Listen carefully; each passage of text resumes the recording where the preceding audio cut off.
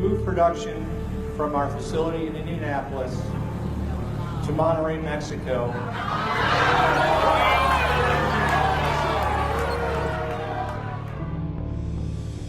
Indianapolis is busy, hosting convention-goers and business meetings. But the historic engine of Indiana's economy churns just outside the city center, in manufacturing neighborhoods where factory workers live and union members gather in halls like this one for United Steelworkers Local 1999. A lot of businesses have left. This union represents some workers at Carrier, a unit of industrial giant United Technologies. You may have heard the name Carrier before. Carrier. Anybody from Carrier? Carrier says they're leaving. Carrier air conditioner. You're tired of seeing Carrier leave your state. Yeah, that air conditioning factory there in Indianapolis. Okay, we make furnaces.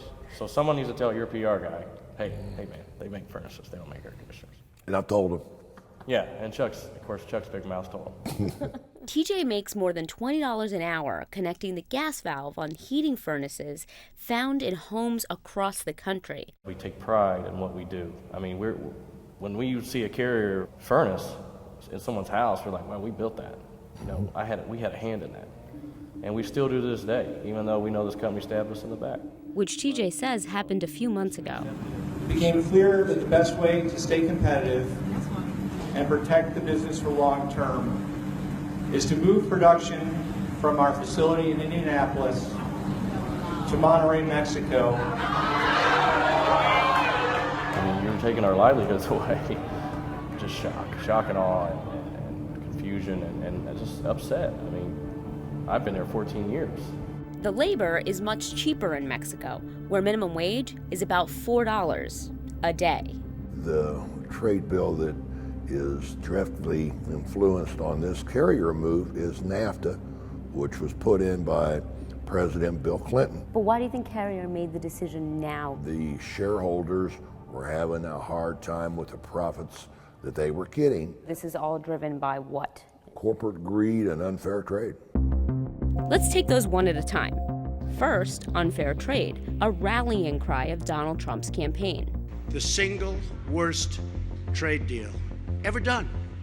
It's called NAFTA. But business researcher Carol Rogers says it's not that simple. Can we blame the free trade agreements? I don't think so. I view that as kind of cutting off your nose to spite your face, because then we're not going to be able to sell our stuff outside of the United States. So Trump is wrong? I think so, yes.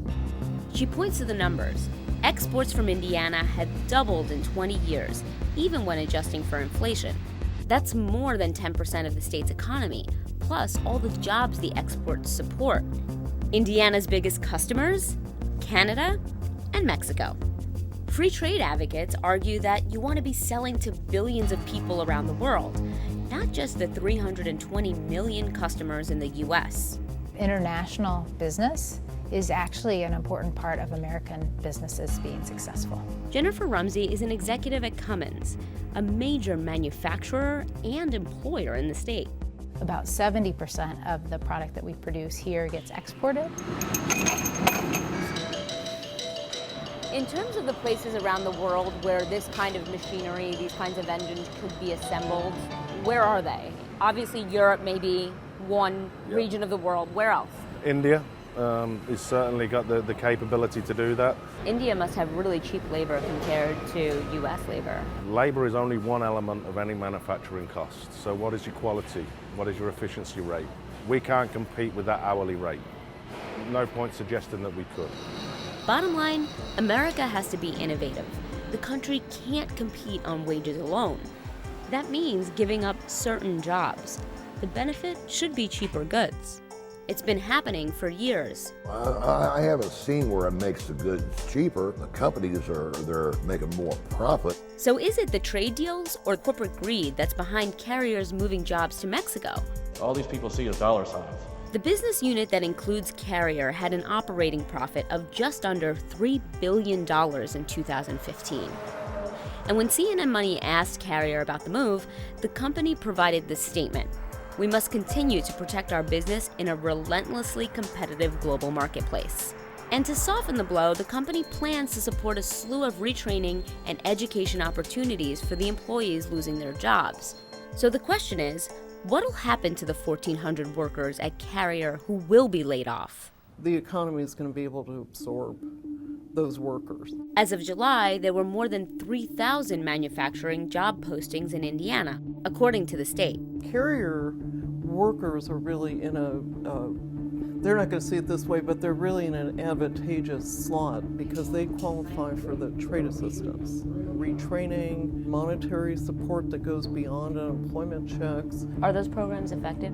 We tend to think that not enough people take advantage of it. I don't know why people wouldn't take advantage of it. Well, they must be angry and frustrated, right? And I can appreciate that they're angry and frustrated, but I also think that they need to think about themselves as having skills. They can improve their competitiveness. Chuck is not convinced. What they ain't telling you is one of the qualifications on some of these jobs you're creating is you got to be able to say, do you want French fries with that? And that's what a lot of this comes down to: wages. How will working people in America make more money? And how does America ensure that everyone gets some benefit out of globalization? When we vote, when we go out and we vote, we have to vote for our jobs. People get caught up on issues, guns, God, and gays. I'll always believe that marriage is between one man and one woman. We are going to be so strong with our Second Amendment. Believing in God, so important. These guys are voting with their wallets. He said, oh, I'm going to do this, I'm going to do that. You didn't really tell me how. I mean, you say all this stuff about jobs, but, I mean, this guy is an entertainer. He's a clown. You know, if he's so big in Carrier, where's he at? You know, he's got the money, he can buy this plant. But he's not doing that.